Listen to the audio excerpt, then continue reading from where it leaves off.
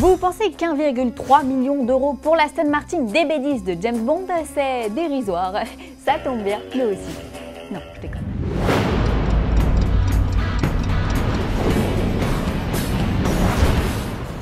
La première règle du Fight Club, c'est... Il est interdit de parler du Fight Club. La deuxième règle du Fight Club, c'est... Il est interdit de parler du Fight Club. Bon, je crois que je vais être obligée d'enfreindre ces règles. Jouez pas au con avec nous. Ah non, mais c'est pour vous annoncer une bonne nouvelle, hein. Fight Club 2, c'est pour bientôt. En revanche, ce n'est pas au cinéma que ça se passe, mais en librairie, puisqu'une suite du roman de Chuck Palahniuk sortira en France le 28 avril prochain chez Super 8 Éditions. Car oui, cela vous a peut-être échappé, mais le film culte de David Fincher, sorti dans nos salles en 1999, est tiré d'un roman à succès, une adaptation qui, une fois n'est pas coutume, est assez fidèle au roman d'origine et qui a une place toute particulière dans le cœur des cinéphiles. L'annonce d'un Fight Club 2 est donc de bon augure, d'autant que Chuck Palahniuk remplit à l'écriture. À ses côtés, un certain Cameron Stewart, un illustrateur peu connu chez nous, qui a pourtant bossé sur Catwoman, Batman et Robin ou encore Assassin's Creed. Selon les premières informations, l'histoire se déroule 10 ans après les événements que l'on connaît. Marla et Sébastien sont désormais mariés, englués dans une haïssable petite existence bourgeoise avec une maison et un petit garçon pour seule distraction. Sébastien, toujours sujet à d'éventuelles crises de schizophrénie, se gave de médoc, mais son épouse, qui ne supporte plus cette vie cynique, remplace les précieuses pilules par du sucre ou de l'aspirine. Une façon comme une autre de faire revivre Tyler Durden afin qu'il vienne foutre le bordel dans cette vie un peu trop bien rangée.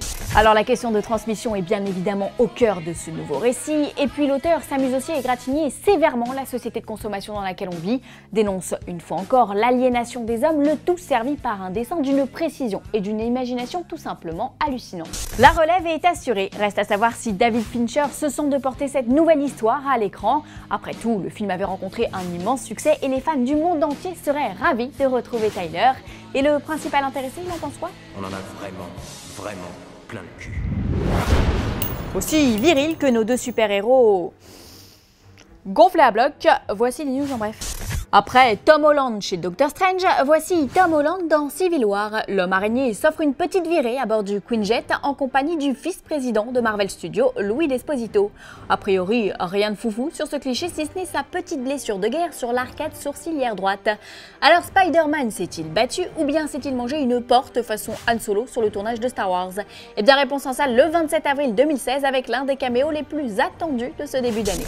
La rumeur courait depuis un petit moment mais c'est désormais officiel. Steven Moffat quitte Doctor Who. Showrunner de la série depuis 2010, Moffat sera remplacé par Chris Chibnall, à qui l'on doit Broadchurch. Ce dernier a d'ailleurs déjà fait ses premiers pas dans l'univers de Doctor Who puisqu'il a écrit 6 épisodes entre 2007 et 2015. Il a d'ailleurs été officiellement adoubé par Mark Gatiss, co-créateur de Sherlock et scénariste occasionnel de Doctor Who, qui a tweeté « Adieu au grand Moff, mais énormes félicitations à Chris Chibnall pour son élévation au rang de seigneur président. La série est entre de très bonnes mains. » Reste à savoir si ce passage de flambeau s'accompagnera d'un changement de visage, Peter Capaldi ayant récemment laissé entendre qu'il pourrait lui aussi céder sa place. Mais d'ici là, l'acteur reprendra du service à bord du TARDIS lors de l'épisode de Noël en décembre 2016, avant une saison 10 en 2017. Rendez-vous donc en 2018 pour une nouvelle ère. Aujourd'hui, dans le Quo des Fanzoniens, on répond à The Avengers 59 au sujet des pirates. Eh bien, cher ami, figure-toi que la sortie du film a été avancée.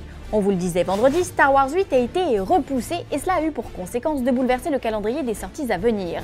Le remake de Jumanji, qui était attendu le 25 décembre 2016, est donc repoussé au mois de juillet 2017.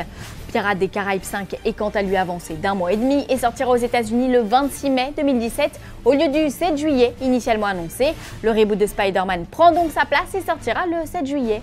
Les dates de sortie dont je vous parle ici concernent les États-Unis, mais ces films devraient débarquer au même moment, voire quelques jours avant dans l'Hexagone.